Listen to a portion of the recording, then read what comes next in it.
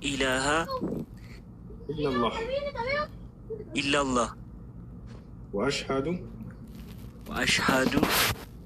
أن محمدا رسول الله ما شاء الله ጨርሰሃል። ለአላህ ምስጋና ይገባው። አሁን ያልከው ቃል የሸሃዳ ቃል ወይንም የምስክር ቃል ይባላል። ትርጉሙ አሽሀዱ አን ላ ኢላሀ ኢለላህ ማለት እነሆ ከአላህ በስተቀር በእውነት የሚመለክ ሌላ አምላክ የለም ብዬ እመሰክራለሁ ማለት ሲሆን ወአሽሀዱ አነ ሙሐመድን ረሱሉላህ ማለት ደግሞ ሙሐመድም የአላህ መልእክተኛና ነቢይ ናቸው ብዬ እመሰክራለሁ ማለት ነው። ከዚህ በኋላ ሙስሊሙን አሁን አንድ ሰው ሙስሊም ሲሆን ጊዜ አላህ ምን ያደርግለታል ለዚህ ሰው ከተባለ የመጀመሪያው የሚያደርግለት ምንድን ነው? ያለፈ ኃጢአትን ሁሉ ይቀለዋል። ያለምንም ኃጢአት ንጹህ አድርጎ ይቀበላል። ይህን ቃል በቃል አምላካችን አላህ ስብሐነሁ ወተዓላ ሲናገር ምን አለ?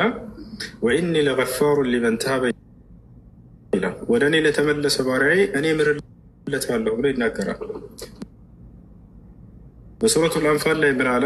ቁል ሊለዚነ ከፈሩ ኢን የንተሁ ዩግፈር ለሁም ማ ቀድ ሰለፍ ወኢን የዑዱ ፈቀድ መደት ሱነቱል አወሊን ይላል። ሙሐመድ ሆይ ለእነዚያ ክደውኝ ላሉ ባሪያዎቼ እንዲበላቸው ካሉበት ክህደት የአላህ ቃልም ተፈጻሚ ነው፣ እውነት ነው አለ። ወሁወል ዐዚዙል ሐኪም እኔ አምላካቸው አላህ አሸናፊና ጥበበኛ ሆንኩኝ አምላክ ነኝና እያለ ይናገራል። አንድ ሰው እስልምናን ሲቀበል ጊዜ ምን እንዲያደርግ ታዟል ከተባለ ሻወር ይወስዳል ለሶላት ዝግጁ ይሆን ዘንድ። እንግዲህ ለዚህ ላመንከውና ለመሰከርከው ለአንድና ብቸኛ ለሆነው አምላክህ ብቻ መስገድን ትጀምራለህ ማለት ነው። ሁለተኛ እስልምና መሰረትና ትእዛዝ ይሄ ነው። የመጀመሪያው ትእዛዝ ነቢያቶች ሁሉ ያስተማሩትን አሁን ያልከው ቃል ነው። አምላክ አንድና ብቸኛ እውነተኛ ነው፣ ከእርሱ ውጭ ሌላ ማንም አምላክ የለም ብሎ መመስከር፣ እርሱም እንዲሁም በዘመኔ የተላከልህን ነቢይ እንደ ነቢይ መመስከርና መቀበል። ያለፉትም ትውልዶች በዚሁ መሰረት ነበር ሻሃዳን ሲቀበሉ ጊዜ። ለምሳሌ በመሲሁ ጊዜ የሻሃዳ ቃል ይኸው ነበር። አምላክ አላህ ስብሐነሁ ወተዓላ ይህም በሱረቱል ማኢዳ ምዕራፍ 5 ቁጥር 111 ላይ ሲናገር ምን አለ? ወኢዝ አውሐይቱ ኢለል ሐዋርይን አን አሚኑ ቢ ወቢረሱሊ ቃሉ አመና ወሽሀድ ቢአንና ሙስሊሙን ይላል። ወደ ሐዋርያቶችም የትእዛዝ ቃሌን ባስተላለፍኩ ጊዜ አስታውስ ይላል። በማን በኩል? በመሲሁ በኩል። ምን የሚል ትእዛዝ ነው የተላለፈው? አን አሚኑ ቢ ወቢረሱሊ በእኔ በአምላካችሁ በአላህ እመኑ፣ በላኩላችሁ መልእክተኛና ነቢይም እመኑ ይላቸው ነው። እያችሁ ምን ብለው ይመሰክሩና ያምኑ ነበር? እነሆ በአምላካችን በአላህ በአንዱ አምላክ አምነናል፣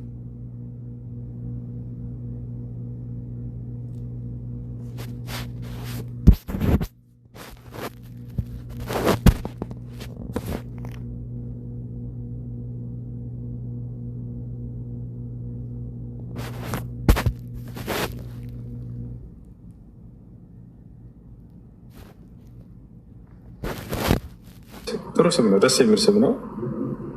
ከዚህ በኋላ ስምህ ሱዳይስ ነው። ማሻአላህ። እሺ ወንድማችን እንኳን ወደ ነቢያት መንገድ ወደ ኢስላም መጣህ ብለናል። እንኳን ደስ ያለህ። እንኳን አብሮ ደስ አለኝ። ኢንሻአላህ።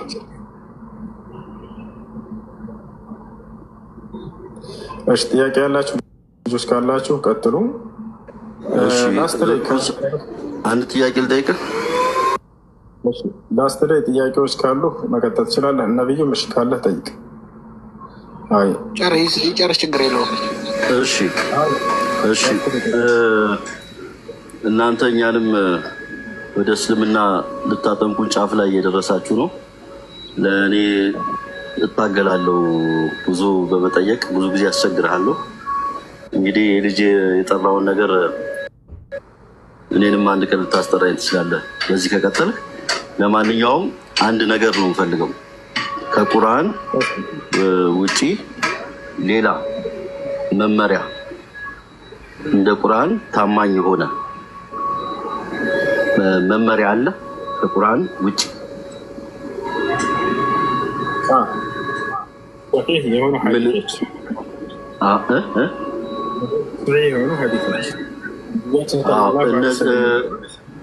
እነ አባስ ምናምን የሚባሉ ሐዲሶች ናቸው። እነ አባስ ምናምን አንዴ የሆኑ የነብዩ ሰለላሁ ዐለይሂ ወሰለም ሐዲሶች እነሱ ናቸው።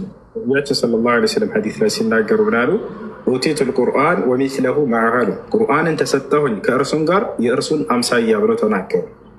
እርሷም ሰሒህ ሐዲሶች የመረጃ ምንጮች ናቸው። እነዚህ ከማን ዘንድ ነው የመጡት? ስንት ናቸው? አንድ ነው። ሰሒህ የሆነ የነብዩ ሰለላሁ ዐለይሂ ወሰለም ሐዲስ ሰሒህ የሆነ የነብዩ ሰለላሁ ዐለይሂ ወሰለም ሐዲስ ቁርአንና ሐዲስን ከቁርአን ውጪ ማለት ነው።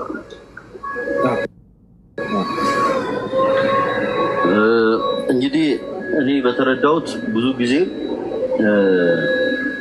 እስልምናን የተሳሳተ ትምህርት እናጋልጣለን የሚሉ ብዙ ምርምር ያደረጉ ሰዎች ከቁርአን በብዛት ሲጠቅሱ አናይም። ከነዚህ ሐዲሶች ከነዚህ መመሪያ ከተባሉት በሌላ ቃል ምን እንደሚባል ጠፋብኝ እና ከሱ ነው የሚያነሱት ብዙ ጊዜ እና የነሱ አሁን ክርስትናው ላይም ስታይ መጽሐፍ ቅዱስ አንድ ነው። ከመጽሐፍ ቅዱስ ውጪ ያስገቧቸው ወይም የሚይዟቸው ጊዜ ከቁርአን የተሳሳተ ትምህርት ብለው ሲጠቅሱ ብዙ ጊዜ ላይ ምናልባት አንተም ከታዘብክ ከዛ ውጪ ባሉ ሐዲሶች እና ምን አልከኝ? ከዛ ውጪ ባሉ መመሪያዎች በተባሉት ለምሳሌ አባስ አንድ ማቆ ነው። ሌላም ደግሞ እንደዚሁ በአጠቃላይ ምን እንደሚባሉ አላውቅም። ከነሱ ነው የሚጠቀሰው። ከነሱ ውስጥ ከሚጠቀሱት ውስጥ አንዳንድ ቃላቶች በተለይ አሁን ስለ ብዙ ሰዎችም ህዝበ ሙስሊሙ ብዙ ከቁርአኑ ውጪ እነዛን ነገሮች ምርምር ያላደረገበት በሚመስል መልኩ በቲክቶክ በታዘብኩት ስለ ቅማል፣ ስለ ብልት መንከስ፣ ስለ አንዳንድ ብዙ ሀሳቦች እሱ ላይ አንስተው ነው የሚተቹትም የሚተቸው። ከቁርአን ላይ ግን ብዙ ጊዜ ተነስተው ትችት አይቻላቅም እና እነዛ ነገሮች ለምን ሊከሰቱ ቻሉ? ወይስ ሌላውስ እነዛን ነገሮች ከቁርአን ውጪ ከመቅራት ውጪ እነዛን ነገሮች ብዙ ህዝበ ሙስሊሞች ያውቃሉ ወይ? አብዛኛው ተምረውታል ወይ? ለምን አንዳንድ ኡስታዞች ሁላ አሁን ስለ ቅማል ስለተነሳው ጉዳይ ስለ ቅማል የተነሳ ጉዳይ የለም ብሎ ተከራከረ አንድ ኡስታዝ አስታውሳለሁ። እና አንደኛው ደግሞ ኡስታዝ ይሄ ነገር አለ እዚህ ጋር ይሄ የተባለው በዚህ መልኩ ነው ብሎ ሲያስረዳ ያለው እና ይሄ ነገር እንዴት ነው ህዝቡን ለማስተማር አልተደረገም ወይ አልተሰራም ወይ ነው። እና አመሰግናለሁ። በጣም ጥሩ። አሁን ያነሳቸውን ማንሳት ይቻላል። ይላችሁ ማናቸውም ሰው በእስልምና ላይ ጥያቄ አለኝ የሚል ካለ የሰማው ክፉ ነገር ካለ እዚህ ገብቶ በቃ የደበራቸው ነገር ካለ ይሄ ነገር እኔ ላይ ምሬ አልተቀበለውም፣ እንዴት የእምነት ነቢይ፣ እንዴት ከአምላክ ዘንድ የተላከ ነቢይ ወይም እንዴት መለኮታዊ መጽሐፍቶች የተባሉ ላይ ይሄ እንዴት ሊገኝ ይችላል የሚል ሰው ማንኛውም ሰው ቅሬታ ያለው ሰው መጥቶ መጠየቅ ይችላል። ኢስላም መጠየቅ ነው ያበረታታል። ታቻላ ነው ወይስአሉነከ ይላል አላህ ቁርአን ላይ በርካታ ቦታ ላይ ሙሐመድ ሆይ ሰዎች አሁን እንዲህ ብለህ ይጠይቁሃል፣ እንዲህ ብለህ መልስላቸው የሚል መልስ ይልካል አላህ። እያችሁ እንዳትጠይቁ ይበላቸዋል አለም ላ ይጠይቁ፣ እነዚህ ሰዎች ይመልስላቸዋል፣ ችግር የለውም። አሁን እና እኔ የምላቸው ምንድን ነው ከዚህ በፊትም ዛሬም ነገም እናገራለሁኝ። ማንኛውም ስለ እስልምና ትችት የነገራችሁ ማንኛውም ሰው ካለ ዲያቆንም ሊሆን ይችላል፣ ቀሳውስቶችም ሊሆን ይችላሉ፣ የፕሮቴስታንት ነቢይነን የሚሉ ሊሆን ይችላል። ማንኛውም አካሎች የነገሯችሁ ካሉ የሰማችሁት ያነበባችሁት ካለ የደበራችሁ ነገር ካለ እዚህ መታችሁ መጠየቅ ትችላላችሁ። ዛች አላረላ አሁን ያነሳቸው ሁለት ነገራቶች አሉ። አንደኛ ቅማል መቅበል ነቢ ስ ላ ስለም ላይ የሚል ነው። ሐዲቱ ላይ ቅማል የሚል ቃል አለ ወይ? የለም። እሱም በዛ ካነት ተፍትሉ ሸዕረ ረሱል ስ ላ ስለም ይላል። ቅማል የሚል ቃል አለ ወይ? ቅማል የሚል በፍጹም የለውም። ቅማል የሚለው በራሳቸው ይጨምሩታል። ወይንም ደግሞ አላውቅም እንግሊዝኛ ትርጓሜ ላይ እንደዛ ብሎ አስቀምጦላቸው ሊሆን ይችላል። እነዚህ እንግሊዝኛ ትርጓሜዎች ማን እንደተረጉማቸው አናውቅም። ቶች አላረን ትርጓሜ ማን ነው ብላችሁ ጠይቁት፣ ይሄ ሰው አያውቀውም። በተርጉሞ ስለተቀመጠ ብቻ ነው ማለት አይደለም። ትክክለኛው የቱ ነው ከተባለ አረበኛ ሐዲስ ነው። ሐዲሱ ላይ ቢያንስ አረበኛ የሚችል ክርስቲያን ነፋል አይደለ? እስኪ እዚህ ጋር እንደው እንግሊዝኛው ላይ እንደዚህ የሚል ቅማል የሚል አገኘሁኝ፣ አረበኛው ላይ ያለው ወይ ቅማል የሚል ብለህ አሳዩት፣ ጠይቁት። ሙስሊሞች ጋር ሳትመጡ ማረጋገጥ ትችላላችሁ። ቅማል የሚል ቃል ሐዲሱ ላይ በፍጹም የለም። ቶች አላረላ كانت تفتل شعر رسول الله صلى الله عليه وسلم ይላል የነብዩ ሰለላሁ ዐለይሂ ወሰለም ጸጉር ትፈትል ነበር ይላል። ኦኬ ትፈትል ነበር የሚለውን አቅም አልነበር ስትፈትል የነበረው ብለው ይተረጉሙላቸዋል። የለም እንደዚህ የሚል ሌሎችንም ማናቸውንም የሰማችሁት ነገራቶች ካሉ ገብታችሁ መጠየቅ ትችላላችሁ። ገብታችኋል? እንዳ ቢኖርስ የአንድ ነብይ የነብይነቱ ማረጋገጫ ቅማል ካለው ነብይ አይሆንም ማለት ነው?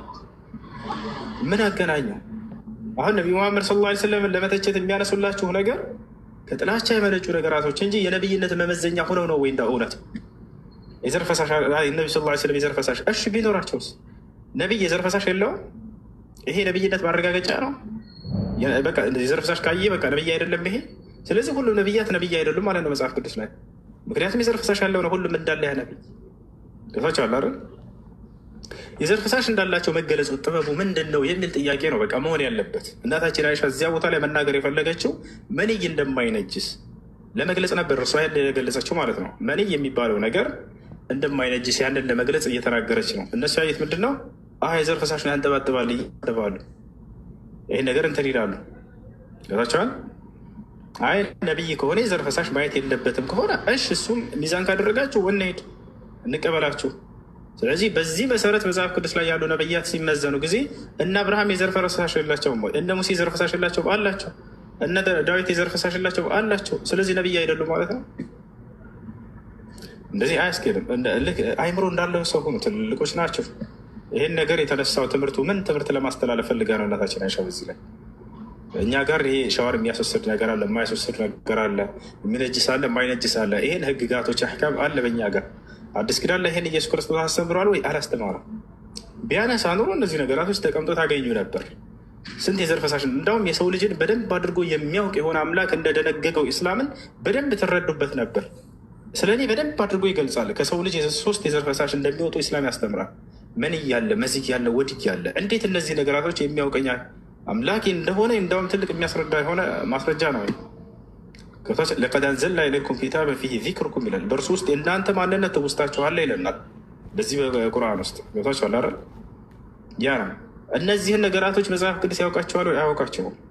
3 የዘር ፈሳሽ እንዳለ መጽሐፍ ቅዱስ ይናገራል? አይናገርም። ነገር ግን የተለያዩ ሆነው ሲወጣ በተጨባጭም የምናያቸው ነገራቶች ኢስላም ገልጿቸው እናገኛለን። መንይ አለ። መንይ የሚባለው ምንድን ነው? በግብረ ስጋ ግንኙነት ጊዜ የሚወጣው የፈሳሽ አይነት ነው። እሱ መንይ ይባላል። ወይም ደግሞ የሚወጣው የዘር ፈሳሽ አንድ አይነት የዘር ፈሳሽ ነው። እነዚህን መንይ ብሎ ይጠራቸዋል። ሁለተኛ የዘር ፈሳሽ ደግሞ ግንኙነት ሳታደርጉ የሚወጣችሁ አለ። ሁላችሁም እንደምታውቁት ስሜታዊ ነገር አስባችሁ ወይም ስሜታዊ ነገር አይታችሁ ወይም ባልና ሚስት ሲላፉ ጊዜ ያለምንም ግንኙነት የሚወጣ አለ። እሱ ደግሞ የተለየ የዘር ፈሳሽ ነው ከግንኙነት ከሚወጣው በተለየ መልኩ። እሱ ደግሞ መዝይ ይባላል። አያችሁ፣ ይሄም የራሱ ህግ እንዳለው ኢስላም ያስቀምጣል። ወድይ የሚባል አለ ደግሞ። ይሄ ደግሞ የድካም ስሜት ተሰምቷችሁ ከሽንት በኋላ ተከትሎ የሚወጣ ነጭ የዘር ፈሳሽ አለ። እሱ እንዲሁ ሌላ የተለየ። አያችሁት፣ አወጣጣቸውም ከለራቸው ሁሉ ነገሩ ይለያያል። ይህን ህግጋቱን ኢስላም በደንብ አድርጎ መግለጹ የሰው ልጅን ማንነት የሚያውቅ የሆነ አምላክ እንደደነገገው ይሄን ኢስላም የዛን የተረዳላቸው። ነገር ግን 3ቱን መጽሐፍ ቅዱስ ላይ አታገኛቸውም። በምን መልኩ ሰውዬው መስራት እንዳለበት እንዴት እንደሆኑ እነዚህንም ከሰው ልጆች የሚወጡን አያውቃቸውም። የተጨማሪ እውቀት አገኘንበት እዚህ ጋር ይህንን ነገር እንዳም የሚያስደንቅ ነገር ነው ብሎ ተደንቆ ማለት ሲገባ መሐመድ የዘር ፈሳሽ አንጠባጥባል። ምድር ነው እናት አታንጠባጥቡም እንዴ? ነቢያት አያንጠባጥቡም እንዴ? የዘር ፈሳሽ የላቸውም እንዴ? የላቸውም? በደንብ አላቸው እኮ። ይሄ ነብይነት መመዘኛ ሚዛን ነው አይደለም። ከዚህ የተወሰው መወሳት የተፈለገው ነገር ምንድን ነው? እንደማይነጅስ ለመግለጽ ነው። እንደማይነጅስ እየገለጸች ነው እናታችን አይሻ ይሄን እየተናገረች ያለች። መሐመድ ቅማል ያለው ራሱ ላይ ቅማል የሚል ቃል የለም። እንደው ቢኖርስ አንድ ነቢይ ቅማል ካለው ነቢይ አይደለም ማለት ነው። እና እያስተዋለ ነው። ጥያቄዎች ካላቸው መታች መጠየቅ ትችላላቸው። ችግር የለውም። ይሄ ነገር ለምን ሁሱ እና በዚህ መልኩ አንዴ ምን ልጠይቅህ ማለት ይቅርታ ሁስ፣ እኔ ይህንን ሀሳብ ያነሳሁት ከዚህ አንጻር አይደለም። አንተ እንዲህ ሳይሆን ከቁርአን ውጭ በተጻፉ መመሪያዎች ላይ ነው በብዙ ጊዜ ትችት የሚመጣው እና አሁን እንደ ምሳሌ ነው እነዚህ እንትን ያልኩት። ብዙ የሚያነሷቸው ነገሮች አሉ እና ያን ነገር ያይታመን ይህንን ነገሮች በሙሉ ለህዝቡ የተማረበትን አሁን ለምሳሌ ክፍተት የሚፈጥረው ሁለት አይነት ሀሳቦች ሲመጣ፣ ሁለተኛ አንተ እንዳልኩ እንግሊዘኛ በአብዛኛው የሚጠቀሙት እንግሊዘኛ ቃሉን ነው። እንግሊዘኛ ከሆነ ደግሞ ትክክለኛው አረብኛው ስንት ናቸው ወይስ ተጨማሪም ይግባ እናቅም። እሱ ተቃዋሚ ሰው የፈለገውን ነገር ጨምሮም ኤዲትም ማድረግ ይችላል፣ ያለ ነገር ነው። ግን ከዛ ይልቅ እነዚህ ቁርአንን እናገኘዋለን። እነዚህን መጽሐፍቶች ግን ከዛ ውጭ ያሉትን መመሪያ መጽሐፍቶች የት ነው መገኘት የሚችሉት? ትክክለኛው ከየት ነው ማግኘት የምንችለው?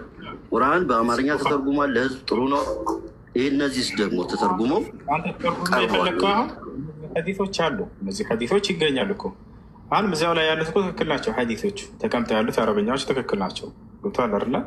አሁን ትርጉማቸው ላይ እዚህ ጋር ያልተረዳችሁትና ያልተቀበላችሁት ነገር ይሄ እንዴት ሊሆን ይችላል የምትሉት ነገር ካለ ኢስላም አልነገራቸውም፣ መጠየቅ ትችላላችሁ። ኢስላም ጋር መጥተህ ይሄ ነገር እንዴት ነው ብሎ ቢጠይቅ አንድ ሰው ችግር የለውም። ገብቶሃል?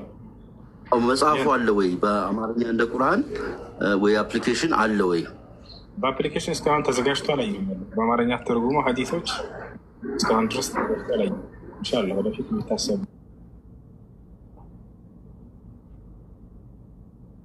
ብቁ የሆነ ሰው የሚያስተምረው ትምህርትም ሐዲስ ይባላል። ቢያስተምር ሐዲስ ይባላል። ግን በወቅቱ የተጻፉት ብቻ እነሱን ከነሱ መለየት አይቻልም። እነዛ ምንድን ነው የሚባሉት? አሁንስ አንተ ያልተረዳኸው ማስረዳ ሐዲስም ምን ማለት እንደሆነ ሐዲስ ቁርአን እና ሐዲስ። ቁርአን ማለት ቃሉን መልእክቱም ከአላህ ዘንድ የሆነ መለኮታዊ ቃል ነው። ሐዲስ ደግሞ መልእክቱ ከአላህ ዘንድ ነው። ቃሉን ግን ነቢዩ ሙሐመድ ሰለላሁ ዐለይሂ ወሰለም የተናገሩት። አየህ፣ ይሄ ነው። በዛሬ ሰው ማንኛውም ሰው የሚያወራው ሐዲስ ነው ወይ? እንደ ቋንቋ ደረጃ ሐዲስ ማለት ወሬ እንደማለት የሚያወራው ሰውዬ ዛሬ የምናወራው ያ ግን የነብዩ ሰለላሁ ዐለይሂ ወሰለም ሐዲስ ነው ማለት አይደለም። አይደል? ሐዲስ ማለት ከአላህ ዘንድ ሲሆን መልእክቱ፣ ቃሉን ደግሞ ነቢዩ ሙሐመድ ሰለላሁ ዐለይሂ ወሰለም የተናገሩት፣ ይሄ ሐዲስ ይባላል። ሐዲስ ለሶስት ይከፈላል። ሱና ቀውልያ ወፊዕልያ ወተቅሪርያ፣ በሶስት መንገድ ነቢ ስ ላ ሰለም የተናገሩት፣ ነቢ ስ ላ ሰለም በተግባር ሲሰሩ የታዩት፣ ልክ እንዲሁ ሌላ አካል ሲሰሩ አይተው ከአምላክ ዘንድ መልእክቱ መጥቶ ያረጋግጡት የሆነ ተግባር ወይም ንግግር እርሱ ሐዲስ ይባላል። ያ ነው። ይህ ደግሞ ሶሒህ በሆኑ መዛግብቶች ላይ ቡኻሪ ላይ፣ ሙስሊም ላይ፣ ሌሎችም ላይ ተቀምጦ እናገኛለን። ሶሒህ የሆኑት ሁሉ ከነቢ ስ ላ ሰለም የሆኑ ናቸው። በዚያ ላይ ማብራሪያ የሚፈልግ ካለ እዚህ ጋር አልገባኝም፣ እንዴት ነቢይ ይሄን ሊያደርግ ይችላል? እንዴት ከአምላክ ዘንድ የመጣ ቃል ከሆነ ይሄ እንዴት ሊሆን ይችላል የሚል ካለ ማንኛውም ሰው በሩ አልተዘጋበትም። መጥቶ ጥሩ አመሰግናለሁ። እኔ የቀረኝ እሱ ላይ ምርምር ማድረግ ነው። እሱን ያላችሁ ትክክለኛ እውነተኛ የተባለውን ብትልኩልኝ ደስ ይለኛል። በጣም አመሰግናለሁ። ቴንኪው። እሱን የሚልክልኝ ሰው ፈቃደኛ የሆነ ሰው ካለ